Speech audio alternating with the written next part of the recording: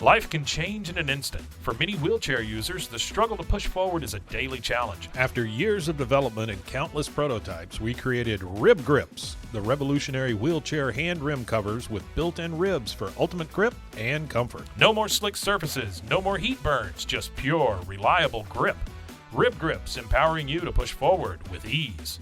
Rib Grips, get a grip on your freedom. Discover the difference. Visit ribgrips.com and use promo code GRIP today. You just found the perfect product that helps with staying cool during hot summer runs. No more gross warm water. Stay cool with this product from Gear Handle. This hydration tube cover helps keep your water cool and easily accessible. Stay hydrated during those long summer runs or even delay from freezing in the winter. Plus, they're compatible with various brands of water bladders and come in various colors.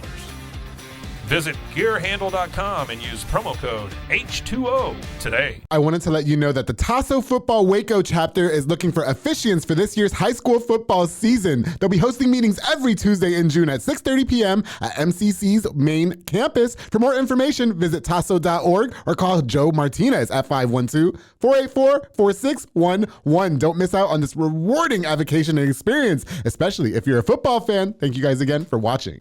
Hey everyone, you're listening to The Public Affair with me, Andrew G. I see someone different every episode, but do me a favor, keep it between us. Hey guys, what's going on? It's me, Andrew G, and welcome to another exciting episode of The Public Affair.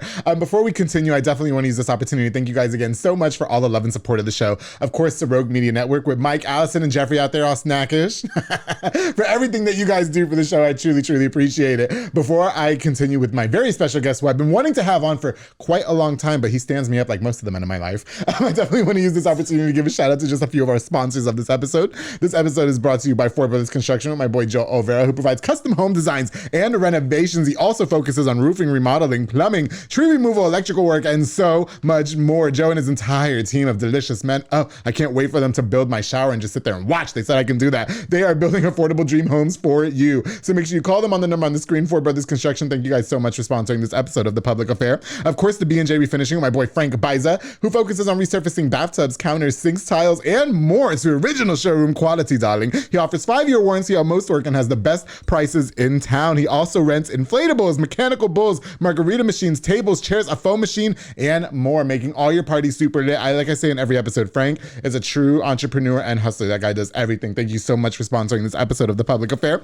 Of course, the David Santabanez with Alinea Real Estate. He's the #1 sales agent in his office. To help you buy a home or sell your property, make sure you follow him on Facebook at David with Alinea, or call the number on the screen, darling, for all your real estate needs. My boy David over here killing the game. I love me some David Santabanez. Thank you so much for your longtime sponsorship to bro, I truly appreciate you. Of course, the Pee-wee's Crab Cakes of Texas with my girl Anika Armstrong, serving the most authentic Cajun cuisine with a wide selection of signature crab cakes, pasta, seafood, and more, darling. My favorite is the crabby seafood pasta. If you've never had it, you gotta roll around. I promise. I'll buy it for you, okay? The top recommended is the Southern Fried Catfish Special, served with seafood, pasta, potato salad, and 6 fried shrimp. And the fish is topped with Houdat sauce. I'm not gonna tell you what it is, because you gotta head over to 108 Jim Drive in Hewitt, or order online at orderpeeweescrabcakesonthego.com. To my girl Anika Armstrong, thank you so much for sponsoring this episode of The Public Affair. Of course, to my boy Juan Morales with Waco Fencing and Stuff. Juan builds privacy fences and chain link fences, perfect for all that extra at-home privacy, wink. He also builds wood decks, stones, patios, and gorgeous flower beds. Contact him on the number on the screen for your next consultation. My boy Juan out there killing the game. Juan, thank you so much for sponsoring this episode of The Public Affair. And of course, to Midway Nutrition with my boy Marcos Colero, located at 511 North Hewitt Drive. He sells meal replacement shakes and tons of different teas and flavors.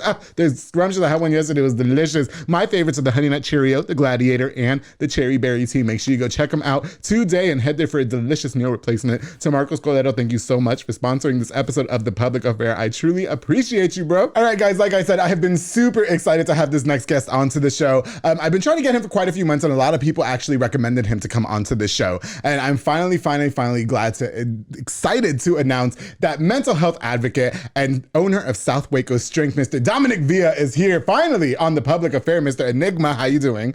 I'm doing well. I'm calling you that because you obviously have a lot going on. I appreciate it. Yeah, okay. You have a lot going on, and it was really hard to book you, and I was really nervous that you were going to cancel today. Hey, I was excited for this all day. Yeah. Since we got it booked, man, I've been ready. Oh, have you? Okay, good. Today I didn't get any work done. So, No, okay, well, good. That's okay. And then, I think it was so cute is that you said that you have not eaten anything all day because you didn't want to be bloated on camera, which, fun fact, I do the same exact thing. And then after this, I'm going to eat like a whole pizza. So. I'm right with you. I'm right with you. Yeah, you know what, Dominic, like I said, first of all, I have to say braids are tight. Thank you. Okay, first, give a shout out to whoever did your hair, please. I want to know. So my cousin Kayla Choppa. Shout out she Kayla. did the braids. She does everything from facials, pedicures, to haircuts, to braids. So, jack of all trades. And then went to my boy Carlos. Okay.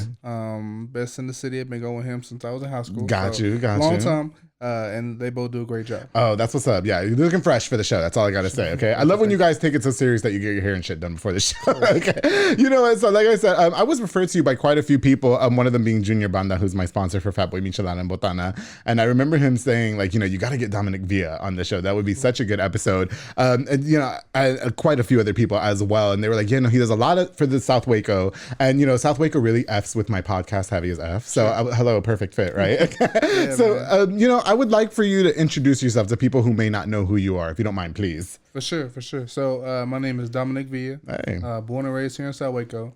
Went to all the South Waco schools, from Alta Vista to University Middle to University High. So product of all of it. I am a father, husband. I'm a videographer, photographer, marketing specialist.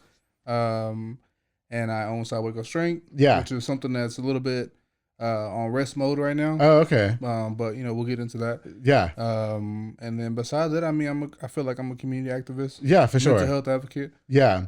I think that's what really struck me like the most about your position in town is because that you are a mental health advocate. And I think especially in our community, let's speak on like Latinos, because we're obviously both Latino. That is something that is just so swept away and disregarded in family life growing up and stuff like that. So I'm really excited to really dive into this conversation with you because I have tons of questions. Can you talk to us a little bit about your life growing up and such? What was that all about? Definitely, yeah, man. Born in South Waco. Really, I was born a little bit outside of town. It's called Downsville. Okay.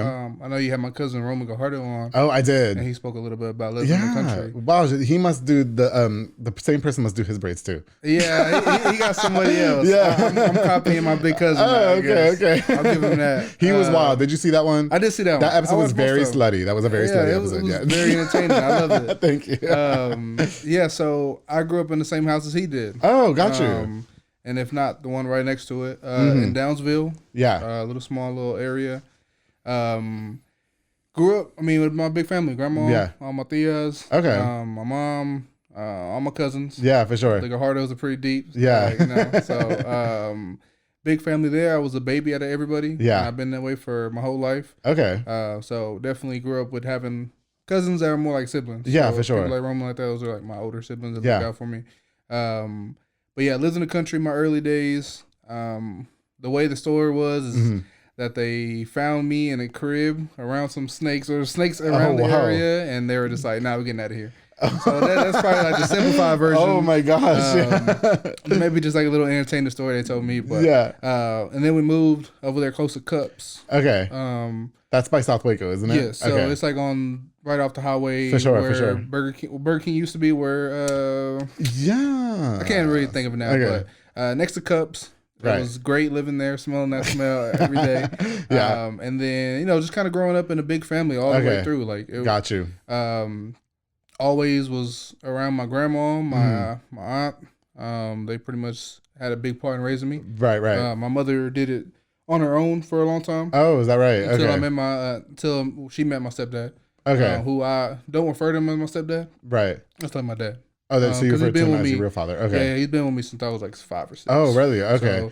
So, without him, I wouldn't be the man I am today. Yeah. So do you think that it was really hard growing up without your real dad? Do you guys, so he was, I don't know, was he out of, did they split up and then he was just out of the picture? What was that like? Yeah, I think it was one of those things that being candid with you, I don't think it was anything ever that was intended to be. Okay. At least, of course I'm still a baby, so I don't know any of that. backstory, and I'm sure Right. more people know more than I do. But okay. at least in my perspective, it was never meant to be something long term. Just Right. my mom was young. He was young, so it's one of those things that. But I never really held anything against him. Oh, that's good. Mm-hmm. My mom was always very transparent. Yeah, in the whole situation. So she was like, "Hey, like if you want to know more, I'll tell you more. If you want to meet him or if you want to be involved, with that side of the family, you can do that." And of course, people have different like say-sos in the matter and stuff like that. Everybody always want to put their little 2 cents in, right? Just shut the fuck up. Everybody shut the fuck up. Yeah, man. Yeah. Everybody always got an opinion. For sure. So, with that situation, I just kind of seen him a few times in my life. Oh, okay, got you. But it was never something I was yearning for because I grew up with the big house, mostly a house full of women. Right. Okay. So I was gonna say, so is it fair to say? I mean, like, so I've talked to a lot of guests on this show that didn't grow up with like their real mother or their real father or whatever. Sure. So to you, it doesn't seem like maybe it may not be a fair statement and say that it didn't affect you too much. I mean, like, because you already had somebody else kind of take his spot. Sure. You know what I mean? Yeah. So I didn't miss out. Yeah. Well, would you say that it affected you a lot? Like, were there some times in your life growing up where you were just like, wow, this sucks. You know? Yeah, what I mean? Yeah, man, definitely. There was times in my younger days where I was like, man, like, how could this happen? You know what I mean? Like, what happened with me? Like, what? Because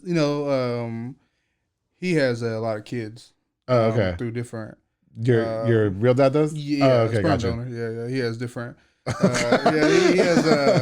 He has different children and stuff like that. So it was something that I wondered as a kid, like, right? What happened with me? But now you know it's what just I mean?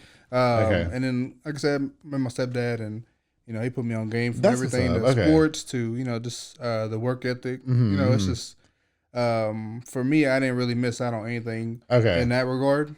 Because I had somebody step in. And I think it's really cool that your mom was transparent. It sounds like, hey, look, we were both young, nobody was probably ready, even though, although it may not be an excuse, but nobody knows the real circumstances besides them. And it does sound, I mean, does your dad, like, have you guys ever had like a conversation about it? Like, do you keep in touch with him and stuff? Is he from here and all that, or? So my your biological father. Yeah. So biological, nah, we don't have a relationship. Oh, you guys don't have a relationship? No, never did. Yeah. There was just no relationship. Oh, okay, got you.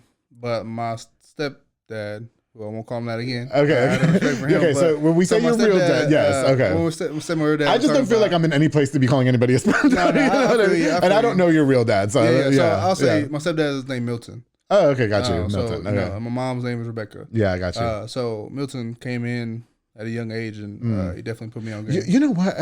I don't know if your dad lives in town or not, but I wonder if. It sounds like you don't want to dive too into it, which is fine. But, I don't mind. Okay. So, does he? I mean, is he from here and stuff like that? Yeah. Okay, so from here. So do you think somebody as yourself, who sits as a mental health advocate, which obviously it might in the back of your mind like be like, okay, you know what, we need to have a sit down. We're two grown men now. You know what I mean? Let's really hash things out. Do you ever cross that mind, like let that cross your mind and say, okay, look, let's do this. You know? I mean, I've had people from that side of the family like encourage that type of dialogue. For me, I don't feel like I would gain anything from it, though.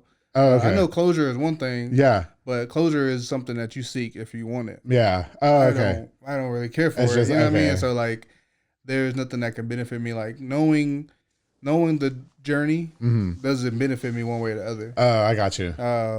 Well, it's just so much time has probably passed now. It's it's like checkers to you at this I've never point. had any like ill will or like that's good. Any bad feelings, like malice feelings. Yeah. I've never had anything like that. Okay. So like having closure wouldn't get me anywhere. You know what I mean? I got you.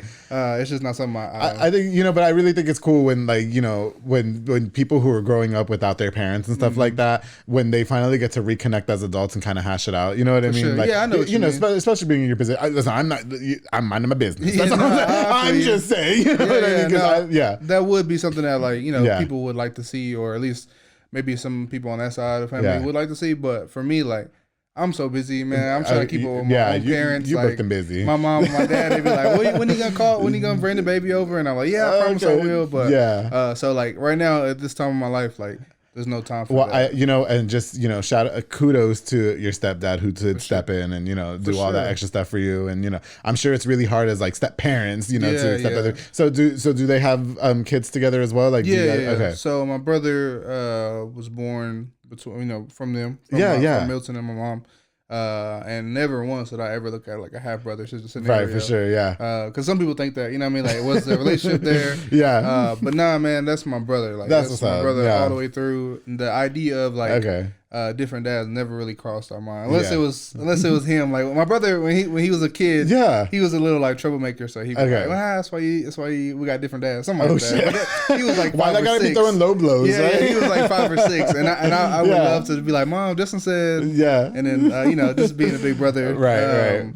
But yeah, no, definitely never been a thought of like, oh, that's her half or something. Okay, got you. Like because he was born when I was 7, so it really sounds like to me like even though your biological father wasn't in the picture growing up and stuff like that, and you guys didn't have a relationship as you were stating, that you seem like you have a really good head on your shoulders. Thank you. Which I really want, you know, because some people it really affects everybody differently, right? Like it just does, and so it's just really cool to see like where you are in life right now and everything. And I definitely want to, you know, dive into the mental health advocacy. I want to talk about the South Waco strength and why it's resting, why revitalizing. I have tons of questions about mental health, but we're gonna take a quick little break, okay? And then when we get back, we're going to learn more with Dominic Villa on all his endeavors. We're going to talk a lot about mental health because it's something I've been dying to talk to him about because it's not talked about in our community and more. So make sure you guys stay tuned here on The Public Affair. Hey guys, I hope you're enjoying this really, really exciting episode of The Public Affair with my very special guest, Dominic Villa. Before we continue, I definitely want to use this opportunity to give a shout out to just a few more of our sponsors of this episode of The Public Affair.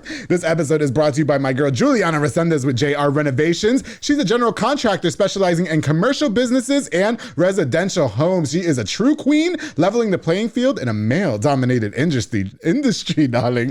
She'll let you know that she can piss farther than you. That's what she does, okay? I love that woman. Definitely all about giving back. I have to give it to her. Make sure you follow them on Facebook and Instagram at JR Renovations and call the number on the screen for your next quote to JR Renovations. Thank you guys so much for sponsoring this episode of The Public Affair. Of course, the Banda's hauling service with Julian and Ana Banda. They rent dump trailers. You fill it up and they haul it away like the men in my life. They also do junk removals and tree brush removals and haul cars in and out of town. Make sure you book now with the number on the screen to Julian and Ana Banda. Thank you guys so much for sponsoring this episode of The Public Affair. Make sure you guys hit them up for your next hauling need. They are the best. And Julian out there just doing work. You can't stop him, all right? To embrace fitness with Lisette Luna and Amanda Switzer, they teach group fitness classes that are fun and dynamic, darling. The summer just started and they're trying to get your body fit and snatched. I almost said something else. They specialize in total body workout by Exco Latin by Jackie and Zumba step. Classes are Monday through Thursday at 6 p.m. and 7 p.m. You can also contact them to rent the building for parties and small events. To Lisette and Amanda, thank you ladies so much for sponsoring this episode of The Public Affair. Of course, to my boy Eric Carrillo with Allen Samuel Dodge Chrysler Jeep. Hit him up for your next new or pre-owned vehicle. He even offers a $200 same-day referral bonus. If they buy from you, when you send them, he gives you the bonus same day. He's not playing no game. Eric also helps out with people with just an ITN and even has first-time buyer programs. Hit him up to find out all about it. You can contact him on the number on the screen to get your new ride today, darling. Even if you don't have no credit, he says that it is better than shit credit, all right? So make sure you guys hit him up. Eric Carrillo, thank you so much for sponsoring this episode of The Public Affair. Oh my goodness, and to Taquisa Palacios, buenísimo, and Lupe Palacios, which I'm absolutely craving.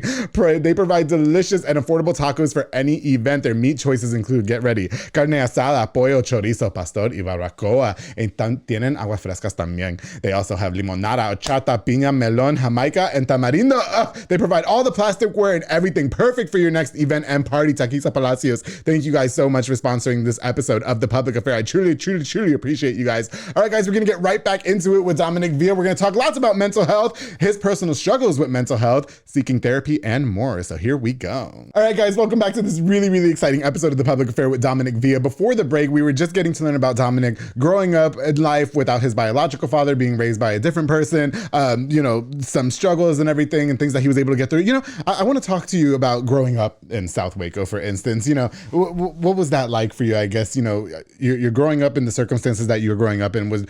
Did things ever get like rough for you and all that? For sure, yeah. Growing up in South Waco was great. Okay. I always attribute all my success and stuff like that to growing up in that community. Oh, for sure. We definitely weren't. It was definitely not Silver Spoon. It was like far from that. Okay, for sure. Pretty tough, a lot of struggles. You know, like I said, we all lived in a big house for a while. Right, with a bunch of people. For sure. Sharing the bathroom, everybody's gross. For sure. My cousin's going to high school. I'm going to elementary. It's too much going on. It was a time, for sure. So there was a lot of times where, you know, things, the there was more month at the end. Oh, there was okay. more month at the end of the month than there was money. Oh. If that makes sense. I don't know if I'm saying it right. Okay. But, I've never heard of that. yeah. I think I'm butchering it. But, Yeah, no, I understand. But yeah, there was definitely some like tough times. Okay. But we made it through. You know, my mom and my dad definitely always saw a way. Right. And I commend them 100% because we never went without. Wow, okay. May have went with what we want. Maybe we didn't have what we wanted. Right, for sure. But we never went without what we Yeah, needed. and you have everything you needed, for sure. Yeah. And so, but growing up in South Waco, man, was great. Like I said, we moved by Cups. Okay. Which is like a little bit further out. And then we went on 26th Street, right by University High. Yeah. And then like just growing up from there all the way to when we lived around like Kendrick Park area, like I always met so many kids and different families and cultures and stuff like that. Like I always like talk about South Waco. A lot of people see me as like a South Waco cheerleader. Oh, really? That's what people like not from here refer to me as. But it's just like, man, like growing up in the summers, man, or even not even just summers, but you know, we're always riding bikes. Oh, There okay. was, like a diverse amount of kids outside, for sure. And you definitely see me and all my friends just walking around with a basketball. Somebody's like riding on the pegs of the bike. Yeah, for sure. And then we go in each other's house, you know, whether we were Hispanic. It sounds so reminiscent. Yeah. Like I'm a nostalgic person. For sure. So, like, How old are you? I'm 26. Oh, okay. No, we're roughly the same age. Okay. So, you know, just growing up in South Waco, like I said, it was diverse. It was multicultural. For sure. You know, just a time, man. Like, What was it like for you individually? Did you ever find yourself like in like rough spots? Like were you kind of like one of those troublemaker kids as well? I mean, I don't know how much it affected your situation with the family dynamic and everything, and how that affected you as a kid growing up. Do you think that it did, and you find yourself in some trouble sometimes? Yeah, I feel like the circumstances of my life definitely affected my daily decisions. Okay. I've always been a person that's gonna sit back and watch. Okay. So I never was a person to like put my hand on the fire. Oh, got you. I'm gonna watch somebody else do it. Yeah. And I'm not gonna do it. So you weren't ever slutatious, is what you're saying? Basically, like what I'm getting at as far as like trouble goes. Yeah. Like I had family members on every side of that. Definitely went down a path that, you know, was a little bit less than favorable for them. Oh, for sure. Yeah. So like, you know, learning from them, and these are people that I look at like real OGs, like because they did what they did and they didn't promote it. Okay. You know, they did what they did because they had to. Oh, it wasn't like.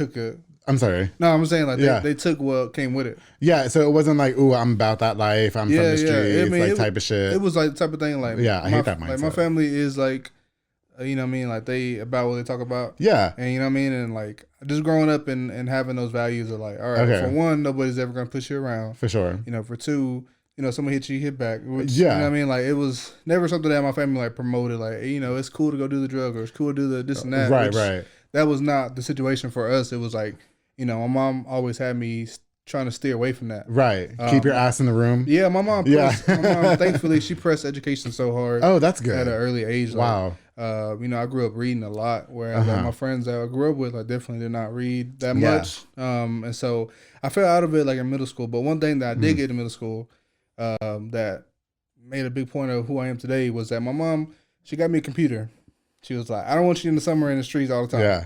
She's like, I'm going to get you a computer. Which is so crazy because parents be trying to throw us out, right? In the house. Right. Get the fuck out of the house. It's just like the environment at that time was just like, it was not that good. Like to be out. Okay. You know what I mean? Like if my mom, you know, gave me a lot of freedom. She never like kept me on a leash at home. For sure. And like she always trusted me, but didn't necessarily trust the environment. Oh, I got you. And so she was like, well, how can I help that? Let me get you a computer. Okay. And then so with that, I got a cracked version of Photoshop. And man, I devoted so many hours of Photoshop, which led me to where I am now. Right. Like, to where like what I was doing at 13, 14. Okay. I didn't know that was a career field. For sure. And so like, now with South Waco Strength or with like photography stuff, like it was like second nature because I did it so much. I got you. So that played a big part in it. Yeah. You know. Well, you know what? It sounds like a lot of the people in your family member are definitely my type. So if you have like an uncle or something that's single and they're watching this, just tell them Andrew is always open for business. I'll keep you posted. I'm only keeping my legs crossed for you because you said that you're married. And I know if your wife is from South Waco, I know they fight. So I'm not even trying to do all that. Okay. Yeah, she's not a South Waco girl. But, you know what I mean? Where's she from? Give her a shout out, please. Yeah, my wife Mariana. Okay. She's the mother of my beautiful child, Maya. Yes. Their family is from Guanajuato. Oh, I know for sure they fight. Yeah, I think so. I think it's just second history. Okay, but just tell your uncles and stuff. Post it. From both dad sides. Just say Andrew's just open for business. Okay, for sure. He's like a train station. So anyway, you know what? Okay, so it sounds like with the computer and everything, it was really able to keep your mind focused on staying out of trouble. And probably as a kid, we all get into stupid shit once or twice. You know what I mean? I mean, I've never experimented with drugs, but. Oh no, no! Like I swear, I was like I said, I've always been someone that's like watch and observe. Okay, I got you, and, which is so good, especially in your circumstances. Man, it was a blessing. Like it was a blessing because there was so many times that my mom didn't know where I was, but I carried the lessons that she taught me and the lessons that my uncles and them taught me. And it's so crazy because you mentioned that your mother was a young mother, and especially with the circumstances between you and your biological or her and your biological father, you would think that most of those types of people do not have the tools to raise such an upstanding citizen. This is like too much. I feel like you need to pinch me. Like it's just so crazy. So kudos to the situation and the circumstances. Okay, let's get to. I want to talk right into mental health, please. Okay, so you are a self-proclaimed advocate for mental health. Okay, how did you get involved with getting involved with mental health? Like, was there anything that inspired that and all? For sure. So, kind of to give you context, on everything, please. Now's the part I'm listening. I feel that I've always been dealing with some type of mental health. For sure. Because it's trauma is passed down. Okay. It's hereditary. So sometimes we are dealing with the trauma of our grandparents and their parents, and then from our parents to us, like it's hereditary. It's in our bones. It's in our DNA. Okay. With very traumatic events. So with that said, I feel that there were things that like my mom kind of went through. I know my mom was a victim of like postpartum depression. Okay. She dealt with that amongst other things that I'd rather let her tell. Okay.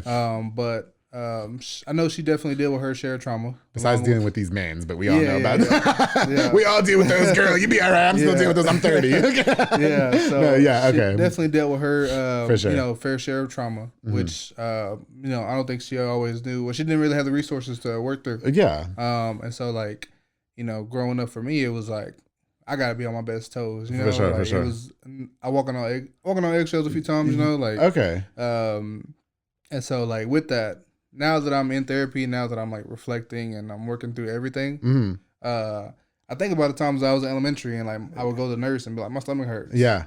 Or, going through the times where I was like, I don't want to go to school. I don't want to go to school. Yeah, and just like dealing with tough issues, like I can look back at it now and like put a name on it. Like that was anxiety. Oh, okay. That was nervousness. That didn't exist in your household to talk about. No. Yeah. We never talked about stuff like that. Right. Like, I remember being so scared to go to sleep. Really? Like I don't know why. It was just like every time the nighttime came, like it would just be like this gut feeling that I was like, I don't want to go to sleep. Oh wow. Yeah, it's super that's weird. Crazy. And so like it's something I talk about now with my therapist. Okay.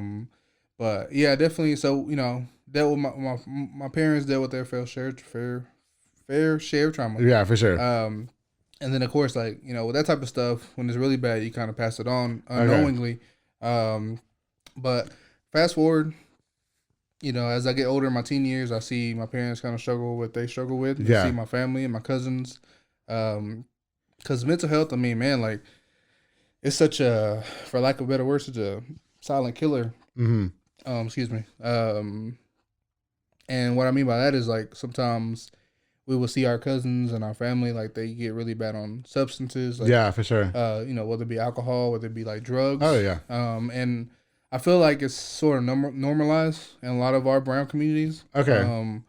Because you just go to any events and it'll be a kid birthday party and somebody's getting like trash. Oh yeah. You know what I mean? And there's something below that, underneath that. Mm-hmm. But nobody wants to talk about that. Yeah. And it drives me crazy. Yeah. It is tough. It is tough. And so, you got to kind of approach it with a lot of humility and a lot of like empathy. Okay. But, for us, I seen a lot of stuff growing up that I couldn't put a name on it at the time. Okay. But things got really serious for me when my wife and I had our daughter. Okay. When she had a daughter. When she had our daughter. Yes.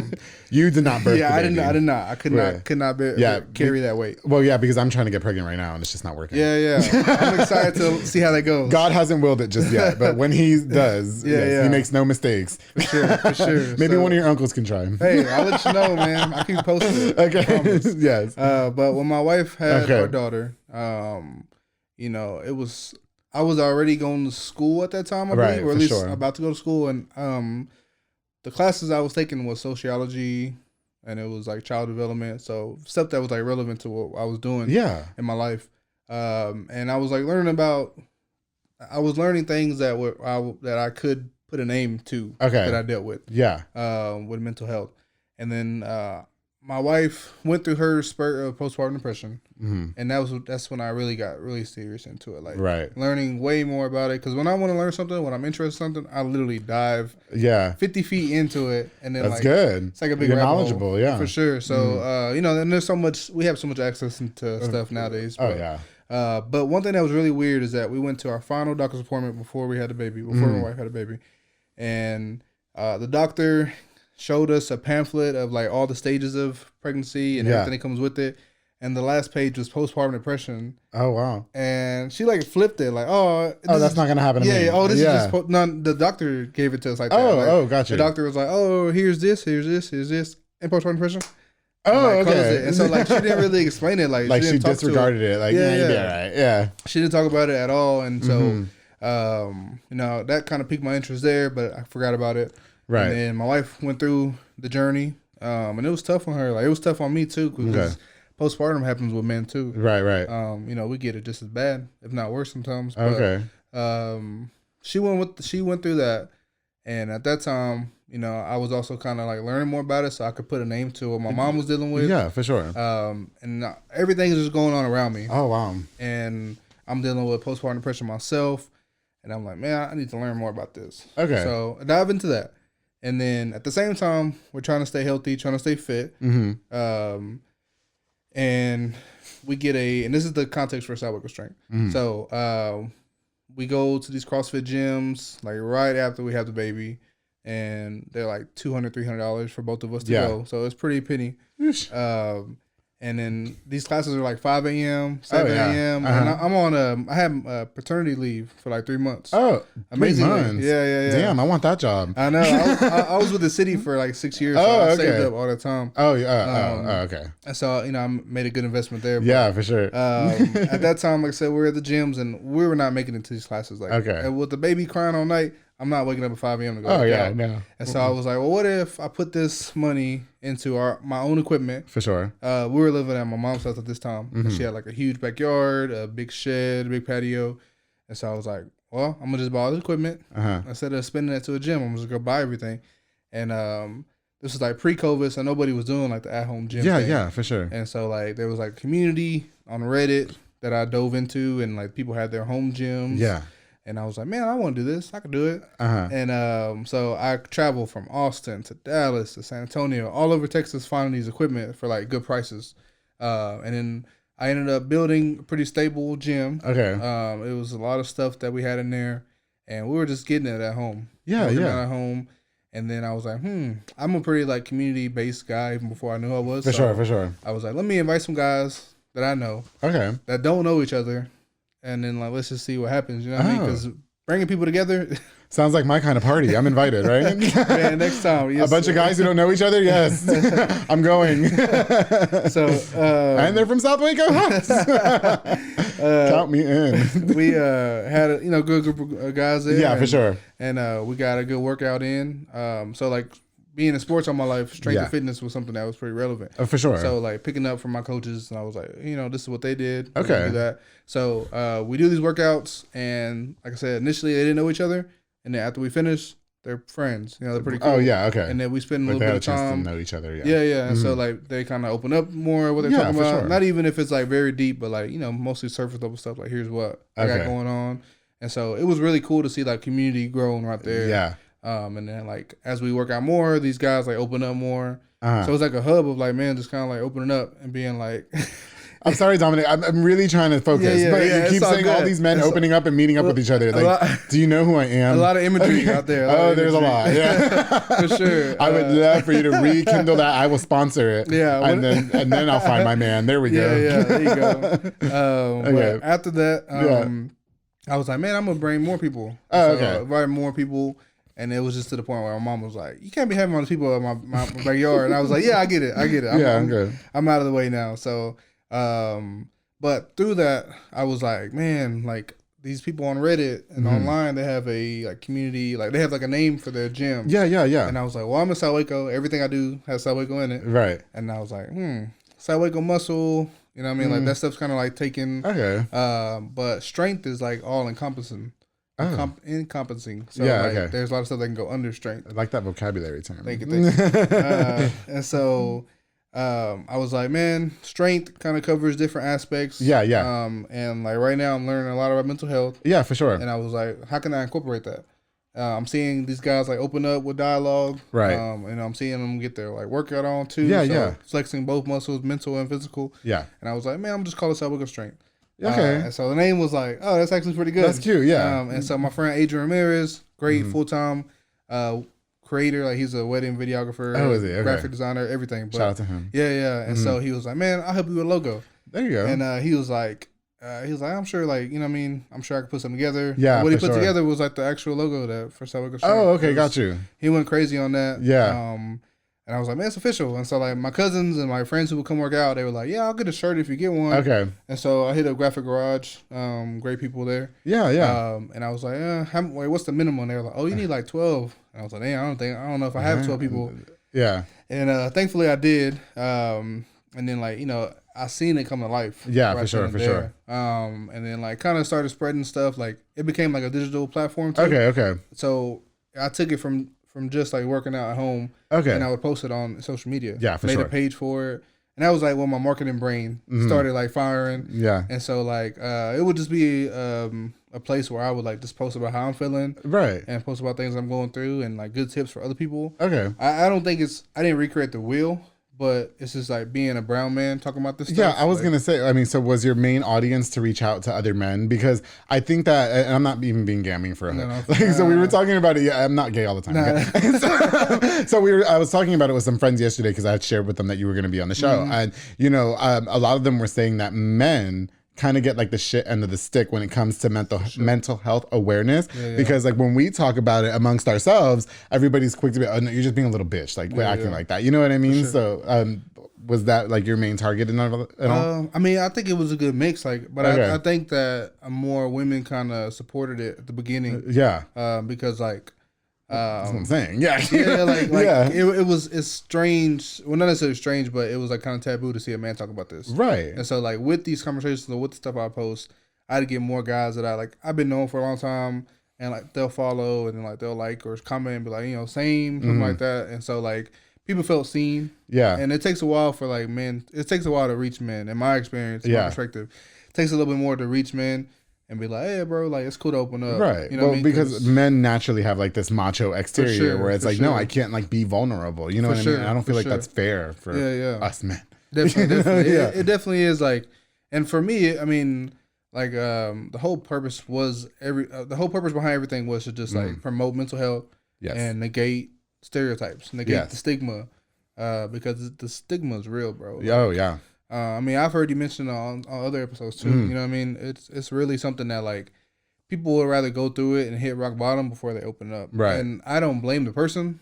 I just blame the system and the society outlook. Yeah, for sure. You know what I mean? Especially like when you grow up in like a very toxic household. Like I didn't grow up in a very toxic household. Right, for sure. You know, feelings were welcome to a certain extent. Like obviously my mom didn't have the same tools and resources that I did. Yeah. But she always wanted me to be transparent. She always wanted to be open, and so I took that with me the rest of my life. You know, I have to say in my household, like, you know, my parents were very like not like we didn't talk about feelings and stuff like that. You know what I mean? And so that's why I think like maybe just in our community itself, like we're not that's not allowed to be acknowledged as mental health. You're not allowed, like you just need to get the fuck over it. And I kind of like grew up with that same type of like demeanor up until I was about 17 years old, and then I was like this emotional being where I would cling to my friends and be like, you cannot like walk out of my life type shit. And it was like very unhealthy. You know what I mean? And I, like in terms of how I got past all that, it differs for everybody, which leads me to my next question. You know, a lot of people, when they go through mental health situations,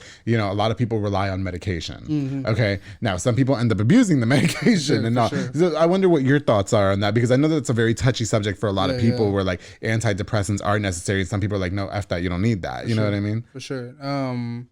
So before I touch on that one, let me talk about this part. So like I know we're talking about experiences with mental health. Yes. A part that I forgot to mention because I usually don't talk about it too much. Not that I'm ashamed of it, I just kind of forget about it. But when I was in middle school, I was taking these medicines to help me with my face acne. I used to have really bad acne. Oh, really? Like really, really bad. Your face is super clear now. Thank you. I appreciate it. Dang. This is my wife. Thank my wife. She put me on to I was complete. Okay, I was thinking of something else. Complete setup. Because my secret to clear skin is a little different. So I was thinking maybe she does the same thing to you. No, it's a little something different on the other side. That's a different episode. That's part 2. Okay. So I was taking this really this like new medicine from my dermatologist. Yes. Okay. And like one of the side effects was depression. And then like I thought it was a joke. Like how can the medicine make you depressed? Okay. But whether it did or didn't, that was like a rough time because that was like my first experience with clinical depression. And I wasn't diagnosed with it because obviously we're not gonna go to a doctor right at that age and like in our community we're not gonna go doctor for that right unless something bad happens and then you're like, oh yeah, you gotta get admitted, for sure. So like that was my first experience with medicine with depression. Okay, like either one, like my first experience with medicine and my first right. So how bad did it get for you? So like I was like, man, I would be in my room all night, like just to myself, and like if the whole house is like lit up and lively, I'd be in my room just like black like curtains like this. Yeah, for sure. And like just kind of all zoned out. Like it was a very emotional time in my life, and so like that was one of the early experiences I had. So I want to mention that too, because that was a weird situation. Most people have never really dealt with anything like that. Yeah. But on a point of medicine being a solution, I feel that it's a situational answer. Okay. Because like people close to me have taken medicine to feel better. Right. And then like in some people's experience, there may be like something a little bit above the trauma. Like it may be something mentally that these medicines provide a solution with. Yeah. It's really tough to say like what works for everybody. Okay. Doesn't work for everybody. Yeah. So I guess it's definitely situational. And am I opposed to medicine to help mental health? I'm not. You're not. Okay. There may be somebody that can benefit from a Zoloft or benefit from the other medicines that they take. And then there's some people who like get no effect from it. Yeah. You know what I mean? It's kind of like anything else. You know what right. I mean? For sure. I understand. I wonder, in your opinion, for somebody who's really like advocated is the word I'm looking for mental health. When should somebody, I guess, when's the time to seek help for that? For sure. Well, I'd like to say, I like to clarify first and foremost that I'm not a mental health a professional or anything like that. Okay. I definitely I didn't say he was Dr. Villa. Yeah. Okay. Sure. No, he didn't. He's bringing awareness to his city. Yeah. I'm bringing and his peers, all right? Because we don't talk. Listen, we're all fucked up. All right, that man who stole my Nintendo, I've not forgiven him, and that fucked me up for a while. Okay, so I just want to put that out there, like not saying that no, I for sure, would yeah. like to state that I have a great therapist. I can link her later. Yes, we're two. You know what? We're two men talking about mental health. Yeah, we're breaking stereotypes right now. For sure, breaking stereotypes. Being two brown men talking. Just because this. I bought him doesn't mean that I'm not a man. Okay, that actually makes me more of a man than you. Yeah. Okay, hey, man, I respect it. But I think that you feel it. When you're going through, you feel it when you're not right. Okay. You know what I mean? And I see it every day on Facebook. Like literally my heart be breaking going through my timeline. Because I'll see people like, man, this is like it for me. Like this, like I give up. Okay. Or like, you know what I mean? Like I just can't take it no more. Those are things like that that really hurt to see because like these are people who are like really calling out for help. Yeah. And I'm sure that they've been noticing signs or dealing with issues long before this that they maybe didn't have anybody reach out to. Right. Or didn't know where to go. I mean, man, like as much as guidance I can give is that like when you feel off, something's wrong. Right. And I know that's very vague. Yeah. But it's definitely something real. Like when you feel it, I'm sure you can feel it when you're very like sad or you feel empty, you feel hollow. Like a lot of men that I talk to, they're like, man, I get home, I stay in my car before I see my family, I sit in my car and I cry. Oh, wow. Or I sit in my car and listen to music because it's the only thing that relaxes me after a long day at work, stuff like that. Like, okay. If you are at a point where you are overwhelmed enough to like burst out in tears, like that's a good sign because like I went through that. Like I don't know. We'll maybe if we have time, we'll talk about my photo and video stuff. Which I don't really care if we do or don't. But the reason you talk about whatever you want. This is your show. Okay.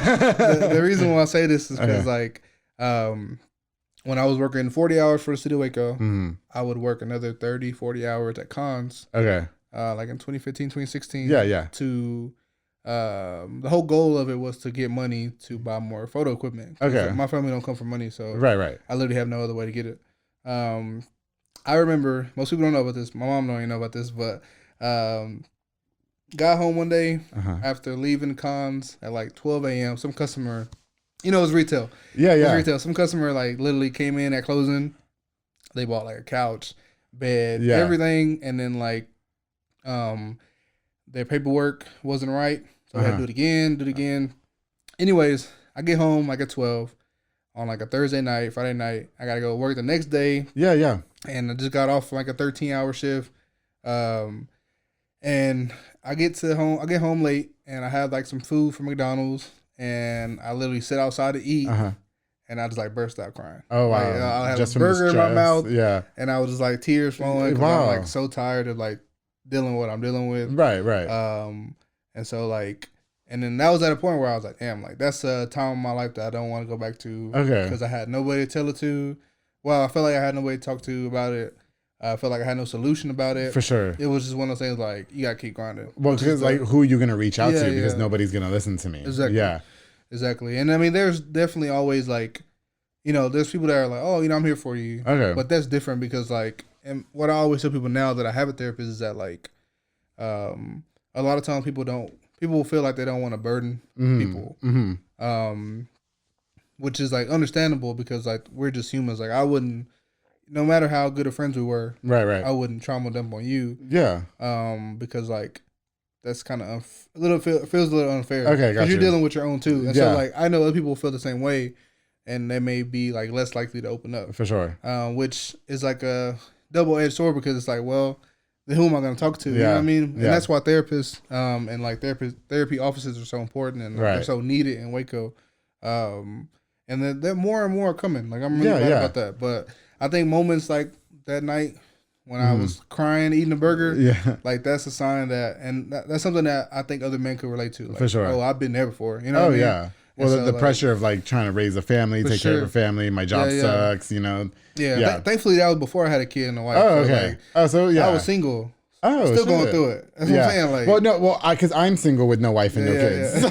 So I definitely like I've shared with like I go home and like listen, I do this and I have a full-time job too. You know what I mean? And it's a lot more than people think. And so I definitely have gone home and just like broke down. You know what I mean? And not I know that there are avenues to take, and I want to talk to you about this because you keep mentioning therapy. You know what I mean? But I just like in my mind, just because of everything that I've experienced, nobody gives a shit. I feel you, bro. Like get over it. You know what I mean? And I don't say that to be in a negative light, but it's just like we all have fucking problems, deal with it, move on. And then I just do, you know what I mean? Which may not be the healthiest way to approach it. You know what I mean? But you keep mentioning therapy, which is something that I really want to talk to you about because I feel like that's another taboo too. Like a lot of people don't believe in therapy, especially like as men, you know what I mean? Like I will say like in my personal family, I've had some cousins tell their, like my aunts and uncles, like we need to go see a therapist because this situation is just not right. For my aunt and uncle to be like, no, fuck that. We're not doing that. Like that's stupid. Get the hell over your shit. You know what I mean? So what prompted you to seek therapy? For sure. So I'll say this too. Okay. That like you and I, we share a similar outlook as far as like nobody cares. Just keep going. So I love the movie Bronx Tale. I love Bronx Tale. So I love that movie. And Sonny hit it right on the head for me. Is that like like nobody cares. Like that played a big part of my life. So I definitely understand that outlook on things. And I started therapy last year, maybe this year. So I'm still pretty new, so I'm probably like 5 or 6 sessions in. Oh, got you. So I can't say I'm like a veteran. Right. Therapy. You just started it, but it's which still, is the first step. For sure. Yes. So you're asking like when did I start? Or like what prompted you to start? Like why were you like, you know what, this is the avenue that I'm gonna take. Yeah. You know what I mean? So really, I got a new job. Okay. And with the job, I had a lot more time. Had a lot more like financial resources. Yeah, for sure. And so with that, I talked to a good friend of mine named Devin. Devin Lee, they own Waco Cha. I love Waco Cha. Yeah. Him and his wife. His wife's actually a therapist, but they're both like a big part of my support system. And Devin is very like pro mental health and like they're very on top of it. And so seeing him as like my big brother, I like want to be as healthy. I want to be as reflective. I want to be as like, we talk about like blind spots a lot. Yeah, for sure. The stuff that we don't really like see for the other people see. You know what I mean? Yeah. And so like I'm like, how can I get to a next level in my life? Like how can I get to a next point? I got a better job and now we live on our own house. Yeah, for sure. And I'm like, okay, how can I get better? Not just for myself. I mean, obviously for myself, that's number one. Right. But how can I also be a better dad? How can I be a better husband? And those are like tough questions. And that prompted me to go to therapy. Right. Because I'm like, okay, there are parts of me that I need to heal. Right. There are roots similar to gardening. There are roots that I need to take out. Okay. And there's new soil that I can put in. Yeah. So I feel like I'm in a therapy session right now. Like maybe I need to stop fucking with all these guys. Like maybe that's why I'm overwhelmed. I don't have time for side pieces. Yeah, it's overwhelming for sure. No. So I looked around and I was like, man, my wife and I we were looking for a therapist. We're looking for a therapist of color. Okay. And that's a topic too because like people are like, well, what does it matter? Right.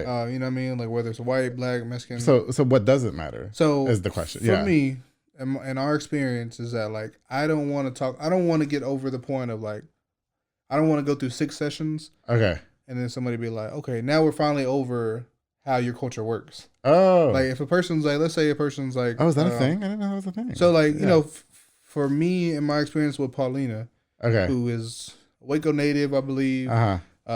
Hispanic culture base. She's a Hispanic woman, a brown woman.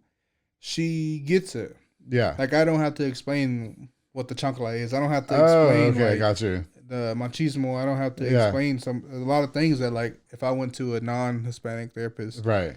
We may not be on the same page. Like she gets it. Yeah, exactly. Yeah, okay. And so like with a non-Hispanic therapist or a non person of color therapist, right, there may be like a disconnect on culture. Okay. Whereas like with Paulina, I can explain something and without me having to do the explaining, I can just give her the raw feeling. Okay, of got how you. I'm feeling. And she understands the context for everything. Got you. And so that's the value of a therapist that is similar to you. Yeah. If you are in a position where you can only have a therapist that's like not similar to you, take advantage of that too. I mean, like there's no like wrong way to go therapy. For sure. You know what I mean? It's just like if you can have a preference, then have your preference. So I guess that bears the question for you. Like, do you think that therapy could be an expensive alternative to somebody, like especially in our community? Maybe people don't have that kind of money and stuff like that. Yeah. So therapy definitely is something that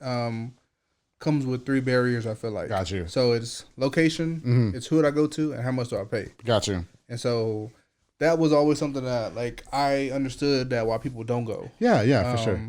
Because like for me, I pay the normal rate. Okay. And I'm not gonna put her. No, don't put your little money business out there, please. Yeah, I don't really like. Then your DMs be lit. So like, so I pay her normal rate. Yeah, for sure. But she offers. A lot of therapists offer sliding scales. Yeah, okay. Which is like if somebody can only pay 50. Yeah. Then that's what they'll pay for that one. But like for if sure. their circumstances are better and they can pay like the 80. Oh, got you. Then they'll pay that. And it just varies really. I think most therapists, especially those of color, I don't think that most of them will ever turn anybody away. For sure, I got you. And so it's a matter of like reaching out, which can be the hardest thing. It inspires me to want to go just try it out. You know what I mean? Sure. Because I feel like a lot of us in our community really need to like look at those alternatives and stuff. You know what I mean? We don't need to like keep growing up and feeling like, okay, this is not something that we can't talk about. We can't talk about our problems. You know what I mean? Like these things like really exist. Like a lot of our people, not just for one particular culture, but everybody. People commit suicide over things like this. You know what I mean?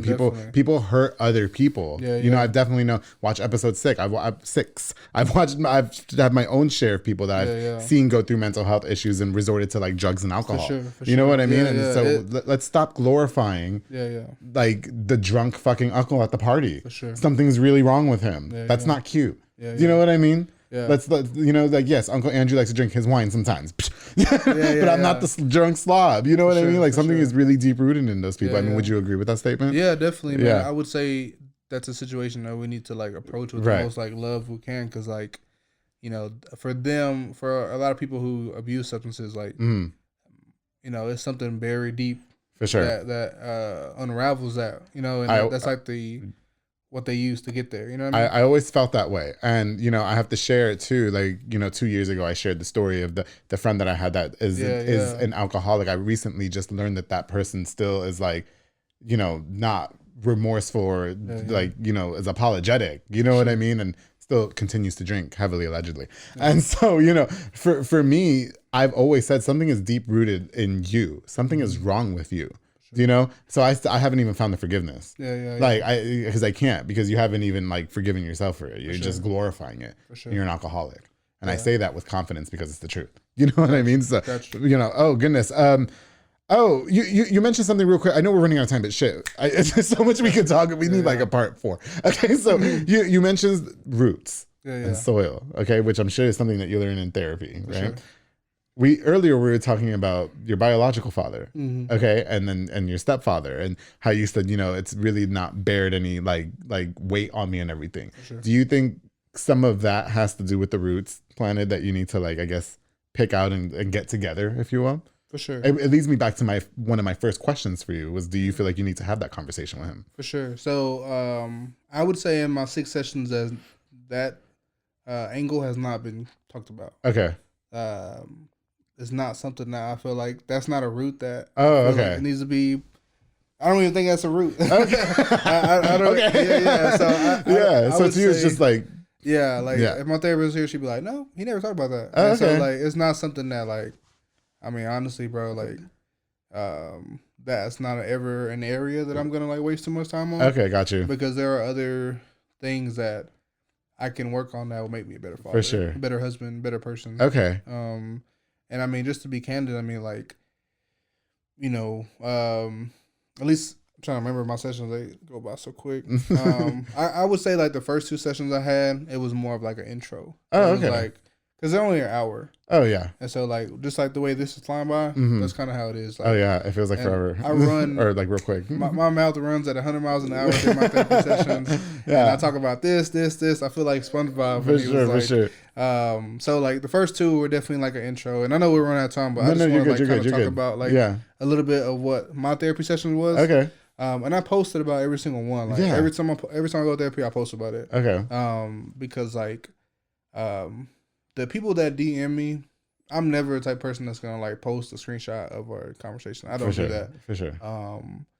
And sometimes I do. Well, it's just for me, like the like this type of person I am, and the weight of the convo. Yeah. I don't like want to share it, but I do want to share it because it's like, damn, like I can't believe that like just me doing this makes an impact. Yeah, for sure. I can't believe it. Like, you know, just me. You know, having the opportunity, because it's a privilege to be able to do this, I feel like. Right. And so, like, for me, for other people to go pursue that, you know, it's a blessing. Like, but like my first 2 sessions, it was like, all right, like, here's what I am. Right, you know, for sure. Here's what I went through. And then, like, by the 3rd session, she'll be like, I know you said that you're blah, blah, blah, did this. Yeah. And then how do you, like, or I may be, like, talking about something about work. Yeah, for sure. And therapy isn't something you got to go to every week. Okay. If you feel like you're at a point where like, I need to go every week, then you can do that. For me, I moved on to like, all right, I'll come like once a month. Okay, gotcha. Or like every 2 or 3 weeks. For sure. And then like there's one time that I texted my therapist like, hey, can I come in tomorrow? Like, if something's been like tough, can I come in tomorrow? Yeah. And I have conversations with my friends. Like, I have some friends that are like, like therapy's a waste of time and money. Right. Which is like I get it. Like, it's a valid perspective. Yeah. Especially like when you're not really familiar community wise. Yeah, for sure. But I would say that therapy is the place for me to unload just the like craziness in here. Not necessarily crazy in like a derogatory term, but like my therapist has this great art set.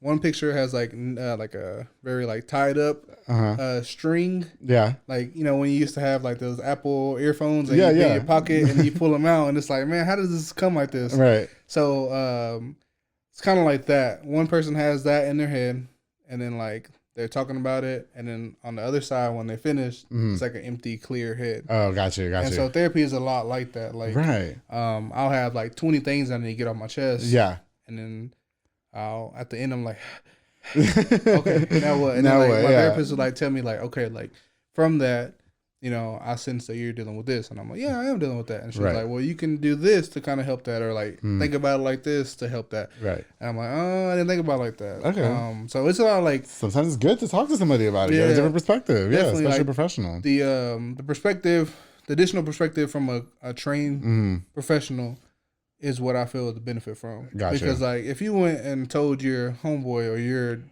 like tia something, and Yeah. like, well, mijo, you should just, you know what I mean? Like it's the most like basic answer. For sure, that, yeah. That's as far as they can give. You know It's what not I mean? helpful, Like yeah. it's not something that a professional will tell you. For sure. Professional Absolutely. will break it down, you know, based on your personality, based on like what you're feeling and what you told your therapist so far.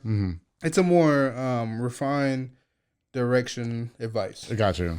No, and wow, okay, yeah, that's pretty good. And you know, I like to hear that you do post about your therapy sessions and stuff like that, because it's really low key, like reaching out, like, look, I'm that young Hispanic male going to therapy. I'm not ashamed of it. You can do it too. I think that's really cool, man.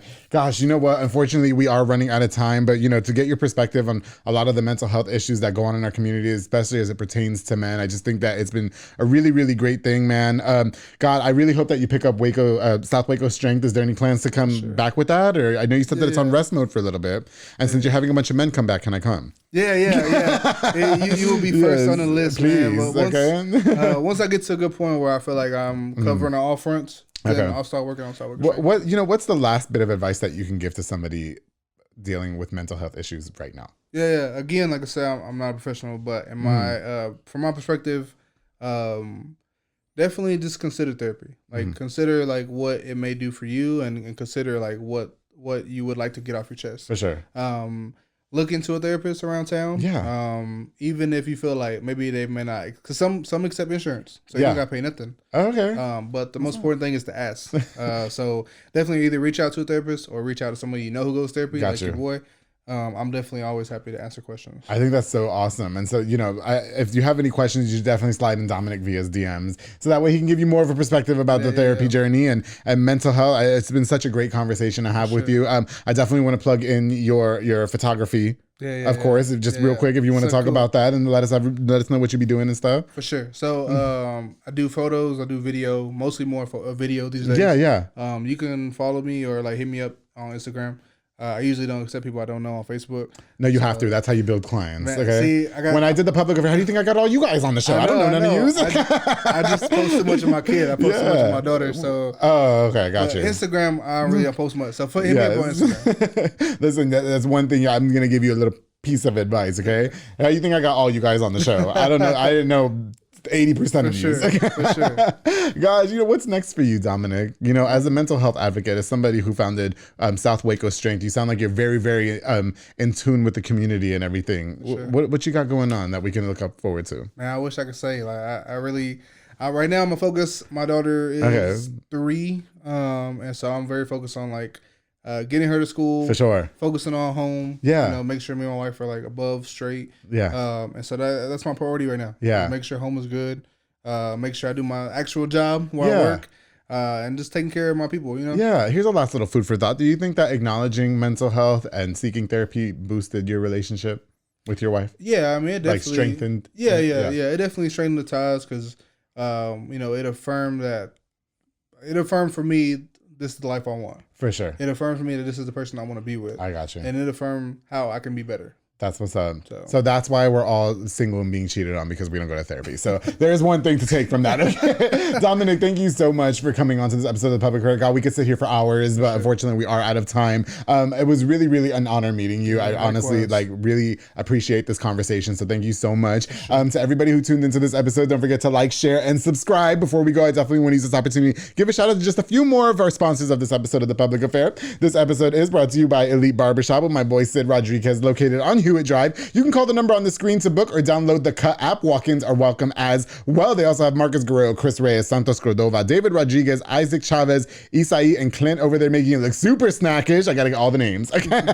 Thank you guys so much for making me look super snackish on every single episode of The Public Affair. You guys, make sure you go check them out. Elite Barbershop with my boy Sid Rodriguez. Of course, the Soko Soccer Academy with Dominic Gutierrez and Ariana Gutierrez, located at 3304 Franklin Drive. They offer team, small group, and individual skills training. They also have elite skills training to make your kid a superb star athlete. Open play on Mondays and Wednesdays for 16 and older at 8:30 with Morrow. Only $5 to play. Follow on Facebook at Soko Soccer Academy and on Instagram at Soko Soccer 254. Thank you guys so much for supporting the public affairs so hard. You guys are the best. Of course, to Jay Petal and Poke with Junior Fuentes, Thomas Roberts, and the entire family. They provide delicious, savory Japanese crepes and poke balls. Delicious. I'm telling you, they're good. All right. They also have handcrafted Thai rolled ice cream for dessert. You choose from the menu or create your own, like I like to do because I like to be in control. Locations on University Parks Drive and Hewitt Drive, and order online at jpetaltx.com. Thank you guys so much for sponsoring this episode of The Public Affair. Well, of course, to Junior Banda, Fat Boy Michelada Botana. You know, he gave you the good, you know, the boost. Come on the show, all right?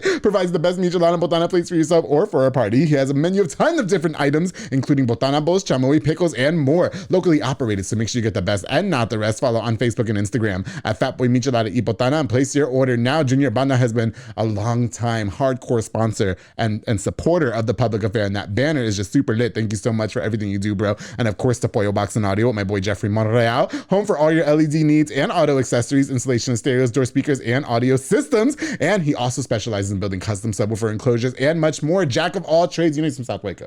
Okay, there you go. See, so this one's for you, bro. One-stop shop to get everything done in one roof. My boy Jeffrey Monreal, thank you so much for sponsoring this episode of The Public Affair. To everybody who tuned into this episode, thank you guys so much. Again, big thanks to Dominic Villa for coming on. I honestly wish we had 5 hours, okay? Because there's so much more we could have dove into, but just, you know, get up one of your uncles and stuff now that I'm single, all right? While you're at it, okay?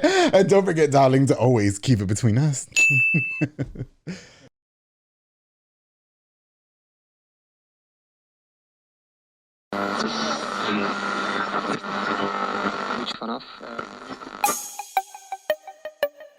This has been a Rogue Media podcast.